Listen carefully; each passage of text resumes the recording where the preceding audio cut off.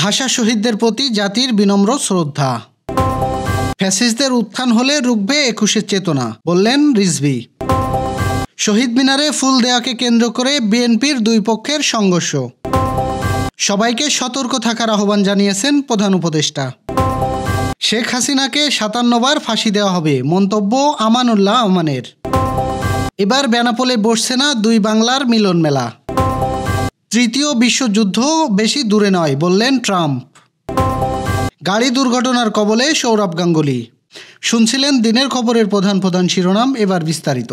তার আগে গ্রামের কাগজের ইউটিউব চ্যানেল সাবস্ক্রাইব করুন এবং সব খবর পেতে ফেসবুক পেজ ফলো করে রাখুন। আজ অমর ২১শে ফেব্রুয়ারি, আন্তর্জাতিক মাতৃভাষা দিবস। রক্তস্নানের মধ্য দিয়ে ভাষার মর্যাদা প্রতিষ্ঠার দিন। সব বাধা অতিক্রম করে বাংলাকে পথেই করে এগিয়ে যাওয়ার শপথের দিন। বাংলা ভাষার মর্যাদা প্রতিষ্ঠার জন্য এদিন সালাম, বরকত, রফিক সহ অনেকে আত্মহতি দিয়েছিলেন। এজন্য দিনকে একই সঙ্গে গৌরব ও শোকের। জাতি আজ শ্রদ্ধা ভরে সেই সব শহীদদের স্মরণ করছে। দিবসটি শুধু বাঙালির নয়, পৃথিবীর সব ভাষাভাষী মানুষের। পৃথিবীর কয়েক হাজার ভাষাভাষী মানুষও দিনটি শ্রদ্ধা ভরে পালন করছেন। যশোরেও ২১-এর প্রথম প্রহরে সরকারি MM কলেজে কেন্দ্রীয় শহীদ মিনারে শ্রদ্ধা নিবেদন করতে আসেন আপামর জনসাধারণ। প্রভাত ফেরিতেও নামে মানুষের ঢল। প্রথম প্রহরে জেলা প্রশাসক মোহাম্মদ আজহারুল ইসলাম, ভারপ্রাপ্ত পুলিশ সুপার নূরে আলম সিদ্দিকী, জেলা বিএনপির আহ্বায়ক অধ্যাপক নার্গিস বেগম সহ বিভিন্ন রাজনৈতিক দল, সরকারি বেসরকারি প্রতিষ্ঠান, সামাজিক সাংস্কৃতিক সংগঠন সহ আপামর জনসাধারণ শ্রদ্ধা নিবেদন করেন। আবার যদি দেশে ফ্যাসিস্টদের উত্থান হয়, ২১-এর চেতনায় তা রুখে দেবে বলে মন্তব্য করেছেন বিএনপির সিনিয়র যুগ্ম মহাসচিব রুহুল কবির রিজভী। শুক্রবার সকালে কেন্দ্রীয় শহীদ মিনারে বেদিতে পুষ্পস্তক অর্পণের পর সাংবাদিকদের কাছে এই প্রত্যয় ব্যক্ত করেন তিনি। রিজভী বলেন, ২১ চেতনা অম্লান চেতনা। এই চেতনা কোনোদিন ম্লান হবে না। যদি আবারও কখনো ফ্যাসিজমের উত্থান ঘটে, কোনো ধরনের ডিরেক্টরের উত্থান ঘটে, ২১শে ফেব্রুয়ারি আমাদের দামাল ছেলেরা এদেশকে, জনগণকে আবার রাজপথে লড়াইয়ে নামতে উদ্বুদ্ধ করবে।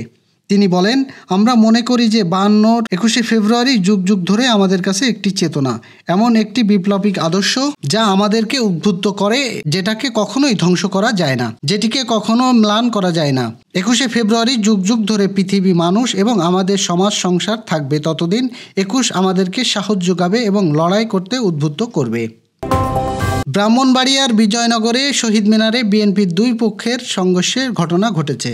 ফুল দেওয়াকে কেন্দ্র করে বৃহস্পতিবার রাতে এই ঘটনা ঘটে। এই সংঘর্ষে আহত হয়েছে দুজন। তারা বর্তমান উপজেলা স্বাস্থ্য কমপ্লেক্সে চিকিৎসাধীন।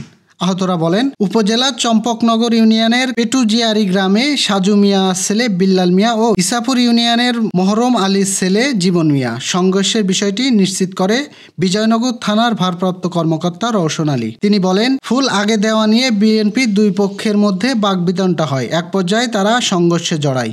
সে সময় ছুরিকাঘাতে দুইজন আহত হন।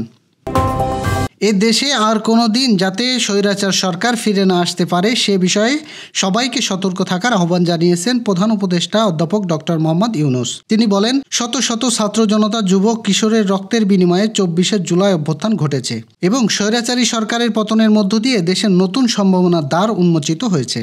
দেশের জন্য আত্মত্যাগ কখনো বৃথা যায় না। বৃহস্পতিবার বিকালে সিরাজগঞ্জ শহরে রক্ষাবাদের হার্ড পয়েন্ট জাতীয় স্কাউট প্রশিক্ষণ ২-এর ৭ম জাতীয় কমডেকার উদ্বোধনী অনুষ্ঠানে এক ভিডিও বার্তায় তিনি একথা বলেন। ডক্টর ইউনূস বলেন, জুলাই বিপ্লবের তাৎপর্য মূল্য অত্যন্ত চড়া। স্বৈরাচারী সরকারের দমনমূলক নীতির কারণে বহু তরুণ প্রাণ হারিয়েছেন। আন্দোলনে উত্তাল সময়ে ঢাকার দেয়ালে আঁকা গ্রাফিটি, তত্ত্ব, রাজপথের ছবি, আন্দোলনকারীদের মুখে মুখে স্লোগান এখনও আমাদের মনে দাগ কাটে। বিএনপি চেয়ারপারসনের উপদেষ্টা আমানুল্লাহ আমান বলেছেন, শেখ হাসিনা নিজের ক্ষমতা টিকিয়ে রাখতে কি না করেছেন। ৬ মাস খালেদা জিয়াকে কারাবন্দী রেখে অসুস্থ বানিয়েছেন। ৫৭ জন সেনা কর্মকর্তাকে শেখ হাসিনা হত্যা করেছেন। তাদের হত্যার দায়ে শেখ হাসিনা এবং তাদের দোসরদের ৫৭ বার ফাঁসি দেওয়া হবে। কেউ ঠেকিয়ে রাখতে পারবে না। বৃহস্পতিবার বিকালে চুয়াডাঙ্গা শহরের টাউন ফুটবল মাঠে আয়োজিত জনসভায় তিনি এসব কথা বলেন। আমানুল্লাহ আমান আরও বলেন, খুনি হাসিনার জায়গা বাংলাদেশে নেই। যদি তিনি দেশে আসার চেষ্টা করেন তাহলে মানুষ তাকে জায়গা দেবে না। তিনি আরও বলেন, বাংলাদেশের আগামী সরকার হবে খালেদা জিয়ার সরকার, তারেক রহমানের সরকার, বিএনপির সরকার, জনগণের সরকার। সেই সরকারকে সামনে রেখে বিএনপি দেশের জন্য কাজ করবে। এজন্য বিএনপি সবাইকে ঐক্যবদ্ধ থাকতে হবে, কেননা আমাদের সামনে কঠিন সময়। সেই কঠিন সময়ে নির্বাচন প্রস্তুতি নিতে হবে এবং দেশকে পুনর্গঠনের প্রস্তুতি নিতে হবে।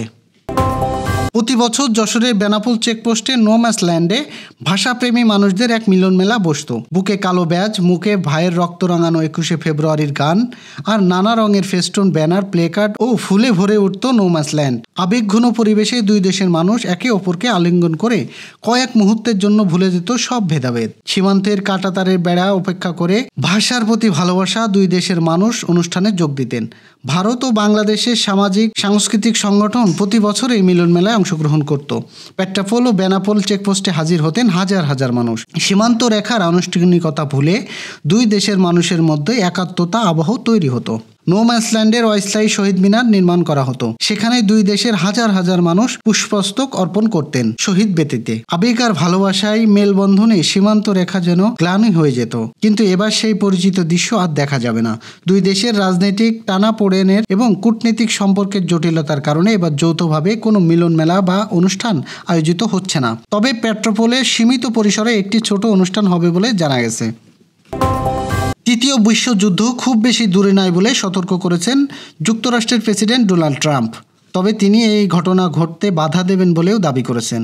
বৃহস্পতিবার মিয়ামিতে একটি সম্মেলনে বক্তব্য দেওয়ার সময় এমন মন্তব্য করেন মার্কিন প্রেসিডেন্ট। তবে এই যুদ্ধ করে কোনো পক্ষের কোনো লাভ হবে না উল্লেখ করে ট্রাম্প বলেন, আপনারা একটি বিশ্বযুদ্ধ থেকে দূরে নন।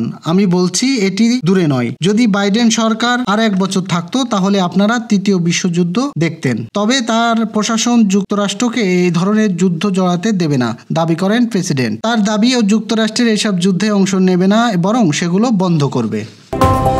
সড়ক দুর্ঘটনার কবলে পড়ে বড় ক্ষতি থেকে বেঁচে গেলেন সৌরভ গাঙ্গুলী। বৃহস্পতিবার বর্ধমান যাওয়ার পথে লরির সাথে দুর্ঘটনায় পড়েন সাবেক অধিনায়ক। তার গাড়ির ক্ষতি হলেও ঠিকঠাক আছেন গাঙ্গুলী।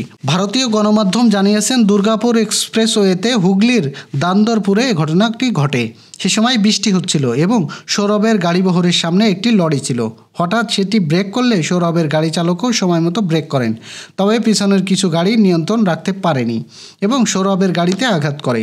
গাড়ি দুটির মধ্যে সংঘর্ষ হয়। এরপর সৌরভ গাঙ্গুলী সেখান থেকে প্রায় 10 মিনিট অপেক্ষার পর বর্ধমান বিশ্ববিদ্যালয়ে পূর্ণ নির্ধারিত অনুষ্ঠানের উদ্দেশ্যে রওনা করেন। তার গাড়িবহরের 2টি ক্ষতি হয়।